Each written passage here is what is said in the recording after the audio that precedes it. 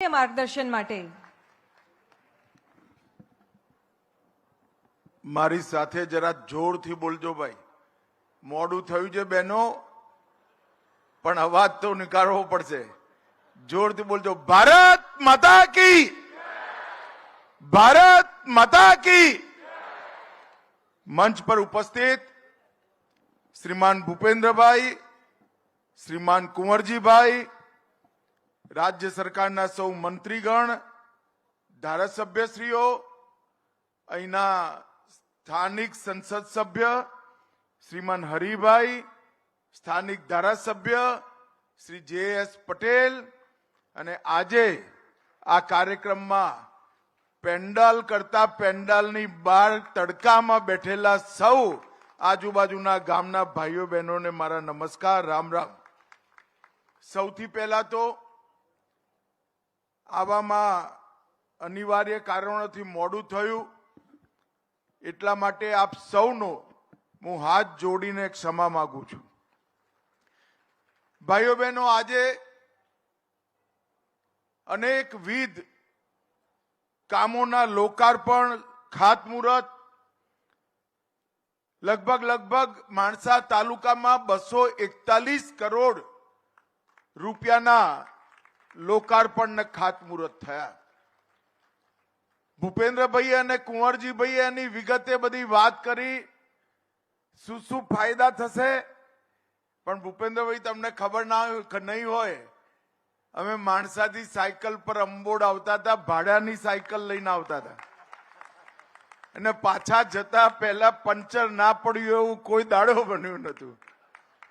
અને આજે માણસાથી હું અહીં આવ્યો, રોડ પર ચકમકતો રોડ, મેં જ ભૂમિપૂજન કર્યું હતું, માનું ભવ્ય મંદિર, અને હવે અહીંયા મોટું તળાવ સરોવર બનશે. ભૂપેન્દ્રભાઈ, માણસાના વતની તરીકે તમારો હૃદયપૂર્વક ખૂબ ખૂબ આભાર માનું છું. ભાઈઓ બહેનો, અંબોડનું તીર્થ, કાળી માતાનું મંદિર, ન જાણે કેટલાય સૈકાઓથી મેં મારા દાદા જોડેથી વાત સાંભળેલી. લોકો કહે છે કે 500-550 વર્ષ પહેલા મંદિર બનેલું. આ મંદિર આસપાસના સૌ લોકોના મનનું શ્રદ્ધાનું કેન્દ્ર છે. થોડા સમય પહેલા મેં કહ્યું હતું કે આ મંદિરનો જીર્ણોદ્ધાર, યાત્રાધામ, પવિત્ર યાત્રાધામ બોર્ડ કરે. સુંદર મંદિર બન્યું. તમે સુંદર બેરેજ પણ બનાવો છો, પણ મુખ્યમંત્રીજી, મારી એક વિનંતી છે, બેરેજને 1 કિલોમીટર અંબોડથી આગળ લઈ જાઓ તો અહીં સરોવર પણ બની જાય. અને આ અંબોડની આગળ માના આંગણમાં 12 મહિના પાણી ભરેલું રહે, અંદર બાળકો બોટિંગ કરતા હોય, લોકોને આઉટિંગની વ્યવસ્થા હોય, અને સાંજે માની આરતી એ થતી હોય. આવું એક સુંદર ધામ અહીં આગળ બની જાય. નરેન્દ્રભાઈએ ગુજરાતના મુખ્યમંત્રી બન્યા પછી તરસ્યા ગુજરાતની તરસ છીપાવવાનું કામ. મને બરોબર યાદ છે, હું 97માં ધારાસભ્ય બન્યો, પહેલી વાર વિધાનસભામાં ગયો. ઉત્તર ગુજરાતના બધા ધારાસભ્યો એક અવાજે અમારા ત્યાંથી બોરવેલ બનાવવાની પરમિશન આપો એની માંગ કરતા હતા. નથી મળતી, કારણ કે ડાર્ક ઝોન થયું. 1200 ફૂટ ઊંડું પાણી ગયું હતું. ખેડૂતો બોરવેલ માં પાણી કાઢે તો પહેલા ટાઢું કરવું પડે, પછી ખેતરમાં નાખી શકે, નહીં તો પાક હરગી જાય. આ આખી પરિસ્થિતિ બદલવાનો વિચાર, જેની છાતી કાચી પૂચી હોય ને ભાઈ, એને આવે જ નહીં. અને નરેન્દ્રભાઈએ કચ્છ હોય, સૌરાષ્ટ્ર હોય કે ઉત્તર ગુજરાત હોય, ગાંધીનગરથી ડીસા સુધીનું આપણો ઉત્તર ગુજરાત, આ દરેક જગ્યાએ પાણીના તર ઊંચા લાવવાનું કામ કર્યું. સૌથી પહેલા નર્મદા યોજના પૂરી કરી.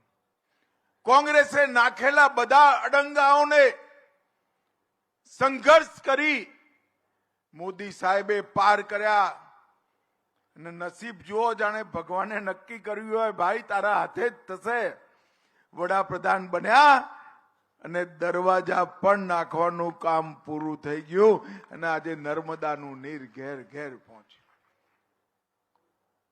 ભરૂચથી લઈ ખાવડા સુધી, વાયા સુરેન્દ્રનગર, વાયા અમદાવાદ જિલ્લો, કેનાલ પહોંચાડવાનું કામ પૂરું થયું. વરસાદમાં વહી જતું પાણી ગુજરાતના 9,000 થી વધુ તળાવોમાં નાખ્યું અને એના પછી એ પાણી વરસાદમાં વહી જતું હતું, વરસાદનું પાણી વહી જતું હતું. સૌની યોજના કરી સૌરાષ્ટ્રના ગામડે ગામડે પાણી પહોંચાડવાનું કામ આપણા નેતા નરેન્દ્ર મોદીએ કર્યું. બધાને લાગતું હતું કે નર્મદા તો થઈ ગઈ, ઉત્તર ગુજરાતનું શું? એમને સુજલામ સુફલામ કડાણાથી કાઢી ડીસા સુધી પહોંચાડી.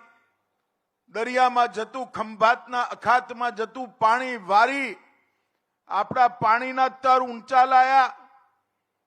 નર્મદાનું વધારાનું પાણી માણસા ને એના આસપાસના 14 તળાવોની જેમ 9,000 તળાવોમાં નાખવાની શરૂઆત કરી અને હવે આપણી સાબરમતી પર 14 ડેમ બનાવી આખી સાબરમતી 12 મહિના છલોછલ ભરેલી રહે એવી વ્યવસ્થા કરી. એક નદી ભરાયેલી રહે એટલે, એક તળાવ ભરાયેલું રહે એટલે 40-50 ફૂટ પાણીના તર ઊંચા આવે.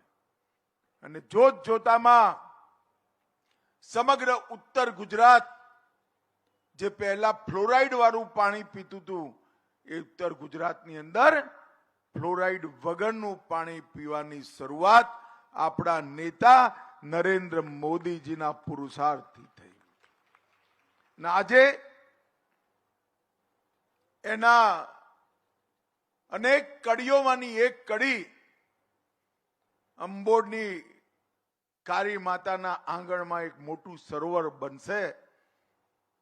241 કરોડ રૂપિયાના ખર્ચે અનેક કામો, માણસા સર્કિટ હાઉસ, નીલકંઠ મહાદેવ પાસે પ્રોટેક્શન વોલ, બદાઉપુરામાં મોટો ચેક રોડ, ચેક ડેમ અને 235 કરોડનું આ બેરેજનું કામ.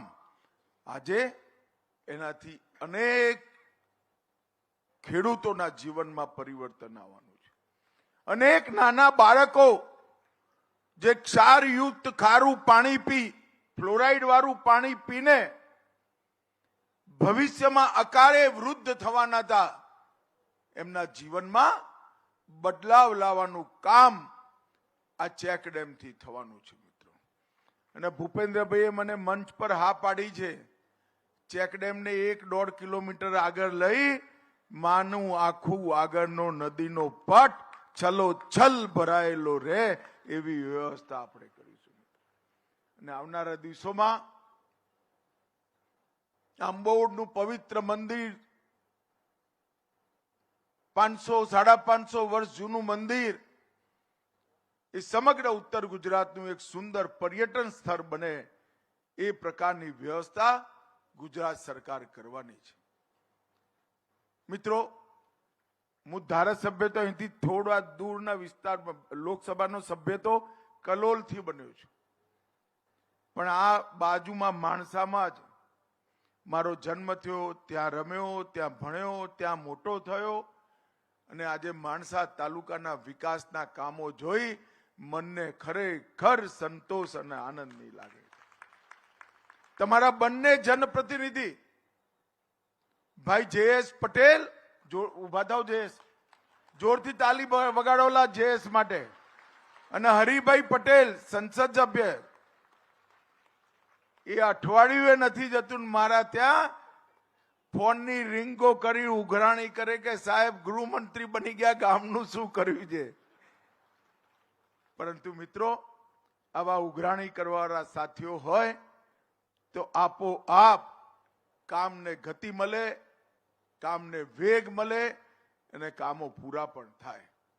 આજે હૃદયપૂર્વક માણસાના વતની તરીકે શ્રીમાન ભૂપેન્દ્રભાઈ, કુંવરજીભાઈ, એમના સાથી મંત્રી મુકેશભાઈ અને સંપૂર્ણ વિભાગનો હું હૃદયપૂર્વક આભાર માનું છું. અને આસપાસના ગામના સૌ નાગરિકો જે મોટી સંખ્યામાં 12 સુધી આવેલા છે એ સૌને ખૂબ ખૂબ અભિનંદન અને શુભેચ્છાઓ આપું છું.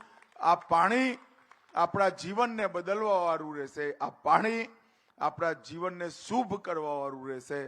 અને આ પાણી માના મંદિરને એક વિશાળ યાત્રાધામ બનાવશે એનો મને વિશ્વાસ છે. આપ સૌનો ખૂબ ખૂબ ધન્યવાદ, આભાર. ભારત માતા કી જય.